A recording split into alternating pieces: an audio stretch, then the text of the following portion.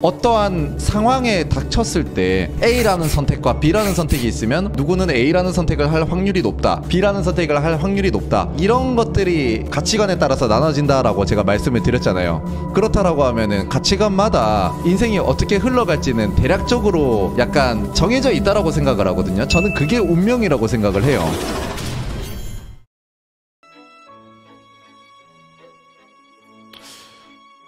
자, 매수 주문이 저는 여기서 오늘 매수 4계약 들어가서 오늘 저점에다가 손절 걸고 스타트를 한번 해보도록 하겠습니다. 요거 손절 나가도 저는 오늘 한 번 더 매수를 잡아볼 생각입니다.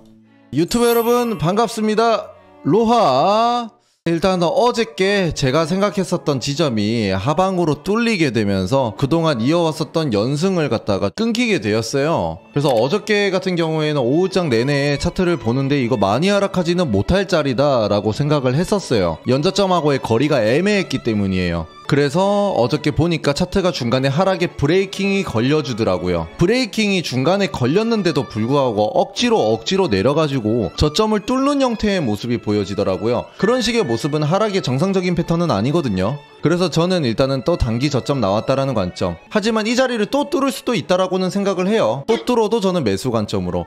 로얄님 오늘 실업 청구권은 보통 얼마나 움직이나요? 다시 한번 설명드리면요, 실업 청구 건수 같은 경우에는 진짜 매주 발표가 되기 때문에 이거는 그냥 외우셔야 돼요. 그리고 제가 이제 항상 말씀드리는 게, 그냥 엔간한 모든 지표는 본장 시작 시간 1시간 전에 발표가 된다라고 보시면 됩니다. 본장 1시간 전이라고 생각을 하시면 돼요. 당연히 썸머타임 때는 1시간 더 앞당겨지고요. 근데 얘 같은 경우에는 매주 발표가 되는 거고, 매주 발표가 되기 때문에 시장에서 그렇게 중요하게 보지 않았다. 하지만 이제 고용 지표들이 중요해지고 있는 시장 상황이기 때문에 조금씩 변동성이 커지려고 하고는 있다. 그래서 저번 주 같은 경우에는 대략 한 40-50포인트 정도 움직였었다. 오늘은 얼마나 움직일지 모르겠다 정도가 될 것 같습니다.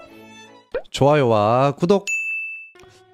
아이고 저점을 뚫으러 내려갈 수도 있지만 내려가도 다시 올라온다라는 생각이에요. 하지만 저점을 뚫으러 내려갔다가 가는 경우, 아니면 어저께 나왔었던 저점이 단기 저점이 되는 경우, 그 두 가지를 놓고 봤을 때 만약에 저점을 뚫으러 내려가지 않는다라고 하면은 포지션을 잘 못 잡거든요. 그래서 늦었다고 생각할 때가 가장 빠를 때 라는 생각으로 일단 진입을 했는데, 과연 결과는 어떻게 될지 한번 지켜봅시다. 저점을 지켜줘야겠죠.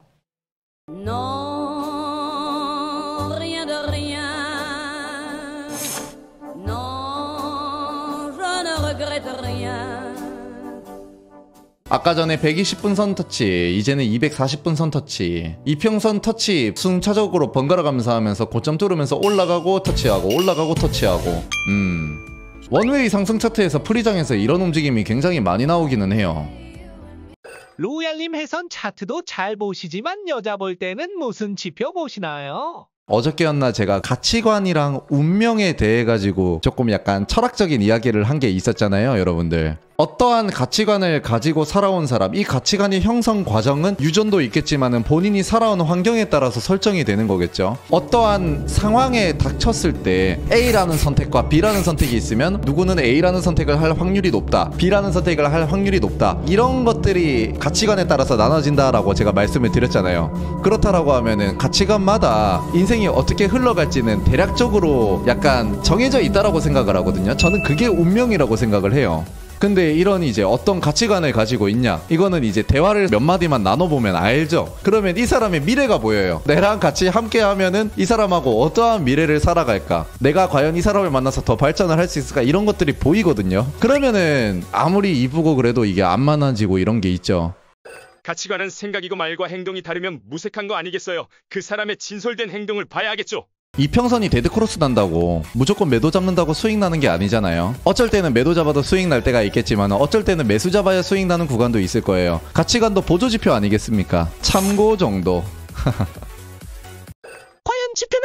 결과가 나쁘지 않게 나왔어요. 주간 신규 실업수당 신청 건수 같은 경우에는 컨센서스가 이전치 대비해서 조금 높게 225K로 잡혀 있었는데 동률로 나왔지만 제가 이럴 때는 연속 실업수당 청구 건수도 중요할 수도 있다 말씀을 드렸었죠. 연속 청구 건수는 컨센서스가 1686K, 하지만 그거보다 더 높은 1710K. 저번 주에 살짝 하락을 해서 걱정을 하긴 했었는데 뭐 일종의 눌림이었다 이런 식으로 해석을 한다라고 하면은 아직까지 그 연속 청구 건수의 추세가 꺾이지 않았다라고 판단을 할 수도 있기 때문에 나쁘게보다는 조금 더 좋게 해석을 할 확률이 높지 않을까. 근데 뭐 지금 차트 보시면 아시다시피 변동성이 거의 없어요.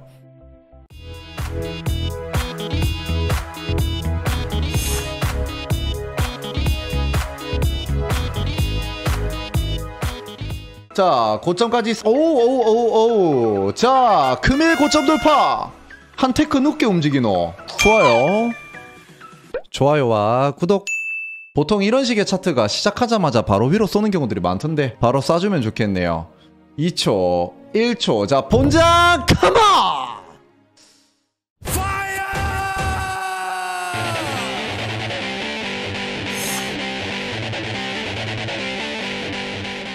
지금 제가 원하던 차트가 이틀이나 늦게 나와가지고 그동안에 손실을 조금 보기는 했지만 나오기라도 한 게 어디겠습니까, 그죠? 아예 안 나올 수도 있었는데 정말 다행이라고 생각을 하고, 오늘은 제가 방송을 켜자마자 포지션을 잡았는데 늦었다고 생각할 때가 가장 빠를 때 라는 개념으로다가 그냥 일단은 이런 날은 잡았는데, 오늘은 프리장에서부터 본장까지도 그냥 전체적으로 원웨이 상승에 굉장히 유리한 형태의 움직임, 처음부터 끝까지 마음에 안 들었었던 움직임이 없었기 때문에 참 기분 좋은 하루가 흘러가는 것 같습니다. 와, 연말 되기 전에 그래도 뽀찌를 좀 주네요. 가만